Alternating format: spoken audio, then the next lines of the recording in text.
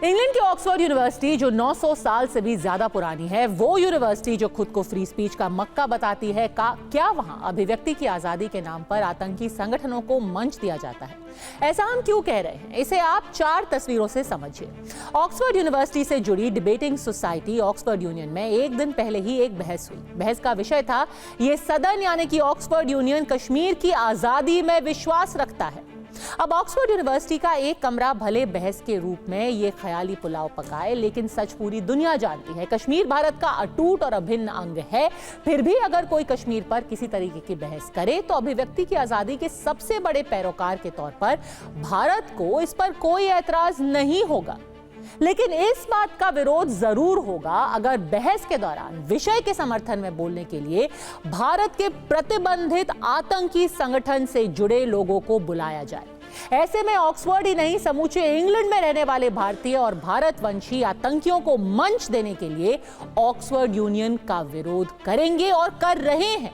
सबसे कड़ा विरोध तो बहस के दौरान ही आदर्श मिश्रा नाम के एक छात्र ने किया। आदर्श ने ऑक्सफोर्ड यूनियन के प्रेसिडेंट इब्राहिम उस्मान को पाकिस्तानी खुफिया एजेंसी आईएसआई का कठपुतली करार दिया और अब इब्राहिम के खिलाफ अविश्वास प्रस्ताव की मुहिम चलाई जा रही है। ऑक्सफोर्ड यूनियन के प्रेसिडेंट इब्राहिम उस्मान के प्रोपेगेंडा को भरी सभा में आदर्श मिश्रा ने एक्सपोज किया। सिर्फ 38 सेकंड में उन्होंने इस रिसर्च स्कॉलर ने कैसे ऑक्सफोर्ड यूनियन की कलई खोल दी, जरा देखिए। बीच बहस में भारतीय छात्र आदर्श का आक्रोश क्यों फूटा, इसकी वजह वाजिब है। मैं आपको पहले ही बता चुकी हूं कि बहस आप चाहे जिस भी विषय पर करें, कश्मीर हमारा है, इस सच को कोई बदल नहीं सकता। वहां अभी बीते महीने में ही चुनाव हुए हैं।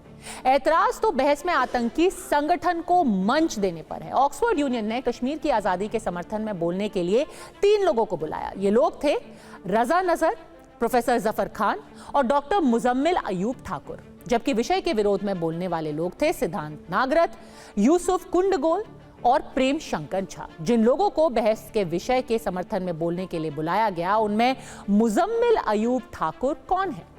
ये वो शख्स है जिसके पिता अयूब ठाकुर लंदन में पाकिस्तानी खुफिया एजेंसी आईएसआई के लिए काम करते थे। वो आईएसआई का पैसा कश्मीर में आतंकी संगठनों तक पहुंचाते थे। अयूब ठाकुर ने 70,000 ब्रिटिश पाउंड आतंकी सैयद सलाहुद्दीन तक पहुंचाए। अयूब ठाकुर के इन कुकर्मों को इसके बेटे मुजम्मिल ने जिहाद का नाम दिया था। मुजम्मिल अपने पिता की तरह ही कश्मीर पर पाकिस्तानी प्रोपेगेंडा को आगे बढ़ाता है। इसके खिलाफ 2022 में यूएपीए के तहत मुकदमा भी दर्ज किया गया है। इसके अलावा ऑक्सफोर्ड यूनियन की बहस में जफर खान को भी बुलाया गया। अब कौन है जफर खान? ये यासीन मलिक के आतंकी संगठन जेकेएलएफ की डिप्लोमैटिक विंग के सरगना है। इनका काम विदेशों में भारत के खिलाफ लॉबिंग करना है। जफर खान लंदन में बैठकर यही काम करता है। जेकेएलएफ भारत में वो प्रतिबंधित आतंकी संगठन है जिसने कश्मीर में हिंदुओं का नरसंहार किया। इतना ही नहीं, 1984 में इंग्लैंड के बर्मिंघम में भारतीय राजनयिक रविंद्र मात्रे की हत्या का आरोप भी इसी जेकेएलएफ पर है। यही वजह है कि भारतीय छात्र आदर्श मिश्रा ने ऑक्सफोर्ड यूनियन के प्रेसिडेंट इब्राहिम उस्मान को जमकर फटकार लगाई। आदर्श ने फ्री स्पीच के नकली झंडा बरदारों को बेनकाब कर दिया। ऐसे में वो दुनिया भर में भारतीय समुदाय के हीरो तो बन ही गए हैं। उनसे मैंने थोड़ी देर पहले बात की और उनसे पूछा कि वो क्या चीज थी जिसकी वजह से उन्हें लगा कि अभी नहीं तो कभी नहीं। और हमारे साथ खुद अब आदर्श मिश्रा जुड़ गए हैं TV9 भारतवर्ष पे। आदर्श, सबसे पहले जिन जिन लोगों ने आपका वीडियो देखा है वो जानना चाहते हैं क्यों, क्या आपके दिमाग में आया कि आपने सोचा कि नहीं, मुझे वहां पे मौजूद रहना है और अपनी बात कहनी है? सबसे पहले आपके सभी दर्शकों को मेरी तरफ से नमस्कार।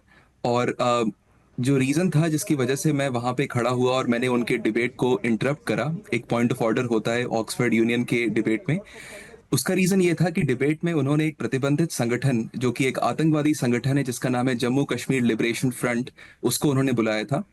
अगर आप जम्मू कश्मीर लिबरेशन फ्रंट के इतिहास में जाएंगे तो उसके इतिहास में आप देखेंगे कि फारूक अहमद डार, जिसको हम बिट्टा कराटे भी बोलते थे, उसने, और जिसका एक जो कि नरसंहार का जिम्मेदार था कश्मीरी पंडितों का और कश्मीरी हिंदुओं का, वो उनके एसोसिएशन के साथ जुड़ा हुआ था। उसके अलावा उनके अगर आप हिस्ट्री में जाएंगे तो आप देखेंगे कि उन्होंने बहुत सारे कश्मीरी पंडितों और हिंदुओं का नरसंहार किया है। एक और बात वहां पे ये थी कि मुझे ये लगा कि इंडिया की तरफ से वहां पे कोई अच्छा पक्ष रखा नहीं जा रहा था। वहां पे ज्यादातर पाकिस्तानी थे, और मुझे ये लगा कि अगर आपको कश्मीर पे डिबेट करनी है तो आपको दोनों साइड का ओपिनियन जाना इंपॉर्टेंट है। अ, बुनियादी बात यह है कि अगर आप भारत की प्रभुता और अखंडता की बात करते हैं तो मुझे लगता है कि कश्मीर भारत का अभिन्न अंग था, है और रहेगा। इसमें कोई अ, दो शक की बात ही नहीं है। मुझे ये लगता है कि वहां पे जो डिबेट हो रही थी उसमें ज्यादातर टेररिस्ट शामिल थे, और मैंने वहां पे ये बात उठाई भी कि पाकिस्तान की आईएसआई ने एक तरीके से अपना स्टूज बैठाया था ऑक्सफोर्ड यूनियन के प्रेसिडेंट के फॉर्म में, और उन्होंने इस पर्टिकुलर डिबेट को करवाया था। आपने बहुत मुझे कड़े पता है शब्दों कि का वहां इस्तेमाल पे किया है क्योंकि मैं एक चीज आपसे पूछना चाहती हूँ। ज्यादातर बात ये होती है कि जब भी जम्मू कश्मीर की बात होती है या अंतर्राष्ट्रीय पटल पे हम जम्मू कश्मीर को डिस्कस करते हैं, the so called Kashmir problem को, भारत में एक सोच ये भी है कि ये तो कश्मीरी पंडितों की प्रॉब्लम है। ज्यादातर जो आवाजें उठती हैं वो कश्मीरी पंडितों की उठती हैं। क्या आपका भी कश्मीर से, आप कश्मीर में रहे हैं, आप कहाँ के रहने वाले हैं, आप कैसे इसमें इन्वॉल्व हो गए?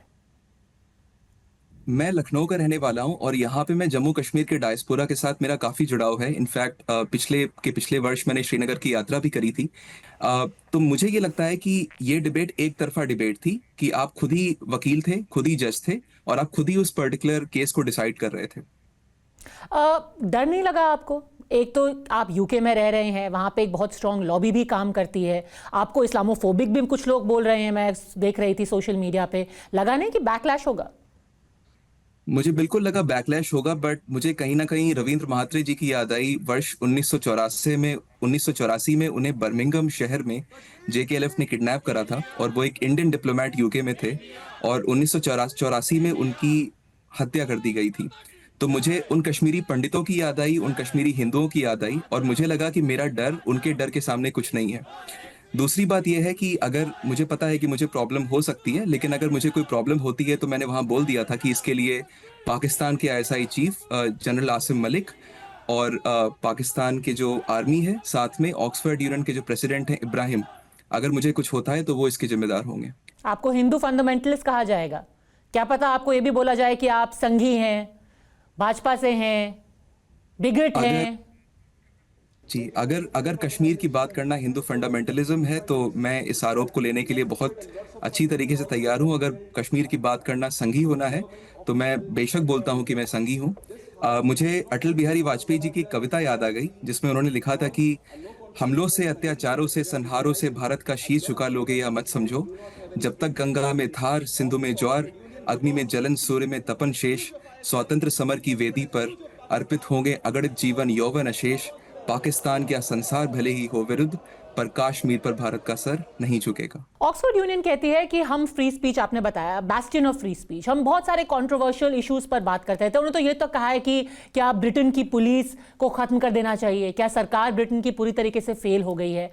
वो कहते हैं कि हम हर टॉपिक, चाहे जितना भी कंट्रोवर्शियल क्यों ना हो, बस उस पर हर पक्ष को जानना चाहते हैं। तो ये इनटॉलरेंस नहीं है कि किसी एक पक्ष को दबा दिया जाए, किसी टॉपिक पे आप चर्चा ही ना होने दें? बिल्कुल इंटॉलरेंस है, और मुझे ये लगा कि जब तक मैं यहाँ पे था तो मुझे इसका ज्यादा अंदाजा नहीं था, क्योंकि मैं यूनियन की डिबेट में इतना शामिल नहीं होता था। बट पिछले कुछ सालों से जब मैं यूनियन की डिबेट में शामिल हुआ तो मुझे एक ट्रेंड नजर आया, और वो ट्रेंड ये था कि या तो आप मुझे लगता है आपको याद होगा कि वर्ष 2022 में कश्मीर फाइल्स मूवी के जो डायरेक्टर थे विवेक अग्निहोत्री जी, उनको डेलिबरेटली कैंसिल करा गया, और वो कैंसिलेशन एकदम आखिर में करा गया। उनको पहले इनविटेशन दिया गया, वो यूके आ गए, और यूके आने के बाद उनको कैंसिल करा गया। मेरा सवाल यह है कि अगर आप सारे साइड को सुन नहीं सकते या समझ नहीं सकते तो आप अपने आप को निष्पक्ष होने का आप दावा कैसे कर सकते हैं? ये चीज मुझे मुझे लगता है कि क्लियर ऑक्सफोर्ड यूनियन को करनी चाहिए। वो अपने आप को फ्री स्पीच का बेस्टन बोलते हैं, बट हकीकत यह है कि उसमें फ्री स्पीच कुछ होती नहीं है। वहां पे सिर्फ एक ही पक्ष को सुना जाता है, और ये बड़े खेद की बात है कि वहां पे इस समय पाकिस्तान का नैरेटिव सुना जा रहा है, भारत का नैरेटिव सुना नहीं जाता। और एज अ भारतीय जब मैं वहां पे अपना नैरेटिव बयां करने पहुंचा तो मुझे उन्होंने एक तरीके से इंटिमिडेट करा। और मैं आपको एक और चीज बता दूं कि जब मैंने उनको इंटरप्ट करा बीच में, जो कि फुली अलाउड है, point of order Oxford union में अलाउड है, आप पॉइंट ऑफ ऑर्डर बोल सकते हैं। पॉइंट ऑफ ऑर्डर बोलने के बाद उनके सिक्योरिटी गार्ड मेरे पास आए और उन्होंने बोला कि आपको वॉकआउट करना पड़ेगा। मैंने बोला ठीक है, मैं वॉकआउट कर गया और उन्होंने मुझ पे एक रात का प्रतिबंध भी लगा दिया। इसका मतलब कि एक रात के लिए मैं यूनियन नहीं जा सकता था, जो कि बहुत खेद की बात है क्योंकि मैं मेंबर हूँ यूनियन का। मैंने पीएचडी करी यूनिवर्सिटी ऑफ ऑक्सफोर्ड से है इंजीनियरिंग साइंस में। और अगर एक एलुमनाई की हैसियत से और एक मेंबर की हैसियत से अगर मैं अपने विचारों को वहां नहीं रख सकता हूं, तो मुझे लगता है कि ये किसी भी एंगल से फ्री स्पीच नहीं है, ये सिर्फ एक तरफा स्पीच है। वो बस और एक फ्री स्पीच का ढोंग रचते हैं कि उन्होंने एक आतंकवादी संगठन को बुलाया। आप एक आतंकवादी संगठन के साथ कोई डिबेट कर ही नहीं सकते हैं। जिस संगठन में फारूक अहमद डर जैसे लोग थे, जिन्हें पंडितों का नरसंहार, एक तरीके से उन्हें बुचर बोला जाता था कश्मीरी पंडित्स का, आप ऐसे संगठन के साथ डिबेट कैसे कर सकते हैं? जिस संगठन ने 1984 में एक इंडियन डिप्लोमेट की हत्या कर दी बर्मिंघम में, उस संगठन के साथ आप एक फ्री स्पीच या आप डिबेट कैसे कर सकते हैं? मेरा एक सबसे बड़ा पॉइंट ऑफ व्यू ये है कि आप किसी को बुलाते लेकिन आप जेकेएलएफ को ना बुलाते, क्योंकि जेकेएलएफ एक आतंकवादी संगठन है। इंडिया की एनआईए ने और इंडिया की एजेंसीज ने यासीन मलिक और बहुत सारे कई आतंकवादियों को भारत की जेल में बंद रखा है। मुझे लगता है कि अगर आप ऐसे लोगों को यहाँ पे मौका देते हैं बोलने का, तो कहीं ना कहीं वो भारतीय छात्रों को एक तरीके से उनके लिए इंटिमिडेटिंग हो जाता है, मतलब वो काफी डर जाते हैं। और मुझे कल भी ये देखा कि बहुत सारे छात्र थे जो हमारे साथ आना चाहते थे, बट सिर्फ डर की वजह से वो हमारे साथ नहीं आ पाए कि उनको कुछ हो ना जाए, क्योंकि वो यहाँ पे अकेले रहते हैं। बट मुझे लगा कि किसी ना किसी को तो ये एक जिम्मेदारी लेनी चाहिए, जो कि आगे आना चाहिए और इंटरप्ट करना चाहिए, और फिर जो होगा वो देखा जाएगा। आदर्श, आखिरी सवाल मैं आपसे ये पूछना चाहती हूँ, जो आपने ये बात कही ना, डर, जो मैंने भी ज़्यादातर डायस्पोरा में, खास तौर पर जो हमारे देश से छोटे शहरों से बच्चे पढ़ने जाते हैं, उनको घर वाले भी बोलते हैं इन सब पचड़ों में मत पढ़ना, तुम ये सब जो राजनीति है, ये पॉलिटिक्स है, ये सब बातें हैं, इसमें मत पढ़ना, तुम अपना काम करो, कीप योर हेड डाउन, पढ़ाई करो, डिग्री लो, नौकरी करो, वापस आ जाओ। और कई सालों तक हमने किया भी है ऐसा। कुछ वहाँ पर अगर कुछ कंट्रोवर्सी होती है, आप उसमें से अलग रहो, बाकी मतलब बाकी डायस्पोरा के लोग उसमें भले से ही इन्वॉल्व हो जाए।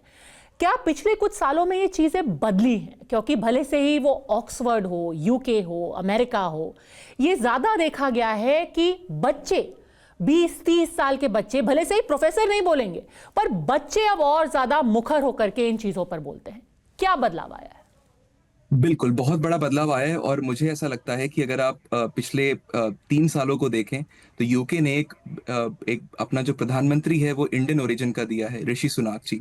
और मुझे मौका मिला था उनके साथ कैंपेनिंग करने का भी कंजर्वेटिव पार्टी में।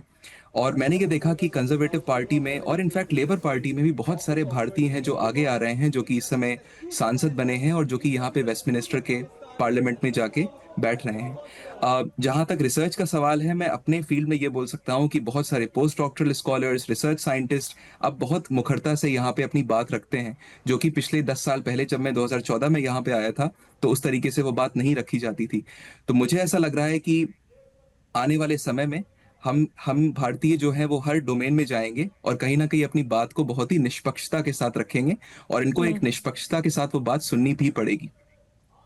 दिलचस्प बात यह है कि अभी हमारे देश में जो राजनीति हो रही है, आपने सुना ही होगा वहां रह के भी, कि एक नारा बहुत चल रहा है, एक रहेंगे सेफ रहेंगे। आयरॉनिकली ऐसा लग रहा है कि एक तरीके से ऑक्सफोर्ड में भी फिट बैठता है कि जितने भी डायस्पोरा के लोग हैं अब एक रह करके अपनी आवाज उठा रहे हैं। जी बिल्कुल। और कल मैं प्रोटेस्ट के दरमियान लोगों से यही बोल रहा था कि अगर आप यहाँ पे यूनाइट रहेंगे तो मुझे लगता है कि कहीं ना कहीं एक बहुत बड़ी बात रहती है, क्योंकि हमारी यूनिटी में ही एक तरीके से एक वो स्ट्रेंथ होती है। अगर आप दूसरी कम्युनिटीज को देखेंगे तो वो बहुत सारे यूनाइटेड रहते हैं, और मुझे कल ये लगा कि अगर आप कल जो डिबेट हो रही थी उसमें पाकिस्तानीज बहुत ज्यादा यूनाइटेड थे और वहां पे इंडिया का रिप्रेजेंटेशन नहीं था। तो मुझे लग रहा है कि आने वाले समय में कहीं ना कहीं ये यूनिटी जो है वो बहुत बड़ा फैक्टर प्ले करने वाली है, और जितना हम यूनाइट रहेंगे उतना ज्यादा नैरेटिव भारत के प्रति बदलेगा। अपने एक ही एक्ट से आप काफी लोगों के आदर्श भी बन गए हैं। ये वक्त शायद आ गया है कि जितनी भी आवाजें हों, एक रह करके अपने देश के लिए जरूर उठनी चाहिए। आदर्श, हमसे बात करने के लिए आपका बहुत बहुत धन्यवाद। तो अब ऑक्सफोर्ड यूनियन से एक सवाल। यूनाइटेड किंगडम भी 4 अलग देश, इंग्लैंड, स्कॉटलैंड, उत्तरी आयरलैंड और वेल्स का संघ है। उसे ये नहीं भूलना चाहिए कि वहां भी अलगाववादी काफी ताकतें हैं। ऐसे में क्या Oxford union Irish Republican army, जो कि एक अलगाववादी संगठन है, उसे बोलने के लिए मंच देंगी? तो इसका सीधा जवाब है नहीं। लेकिन ऑक्सफोर्ड यूनियन भारत विरोधी पाकिस्तानी एजेंटों को मंच देने से नहीं कतराता। भारतीय संविधान के अनुच्छेद 19 के तहत अभिव्यक्ति की आजादी हर भारतवासी का मूल अधिकार है, लेकिन इसके साथ ही देश की एकता, अखंडता और संप्रभुता पर खतरे की स्थिति में मित्र देशों से रिश्ते पर विपरीत प्रभाव और अदालत की अवमानना की स्थिति में अभिव्यक्ति की स्वतंत्रता पर भी अंकुश का प्रावधान है। इसी तरह से ब्रिटेन में मानवाधिकार एक्ट 1998 के अनुच्छेद 10 में अभिव्यक्ति की आजादी का जिक्र है, लेकिन राष्ट्रीय सुरक्षा, अखंडता, निजी प्रतिष्ठा, गोपनीय जानकारी और जजों के अधिकार की रक्षा के लिए इस पर प्रतिबंध के प्रावधान है। लेकिन इन प्रतिबंधों में कहीं भी मित्र देशों से रिश्ते पर प्रतिकूल प्रभाव का जिक्र नहीं है। ऐसे में जिस देश ने भारत समेत करीब 80 देशों पर शासन किया, उसे हमारे संविधान से सीखना चाहिए। दूसरे देश और खासकर दुनिया के सबसे विशाल लोकतंत्र की अखंडता और संप्रभुता के खिलाफ ऑक्सफोर्ड यूनियन को कटघरे में खड़ा करना चाहिए। लेकिन ऐसा लगता है जैसे ब्रिटेन को मित्र देशों की परवाह नहीं है। उसे याद ये भी रखना चाहिए कि ताली दोनों हाथ से बजती है।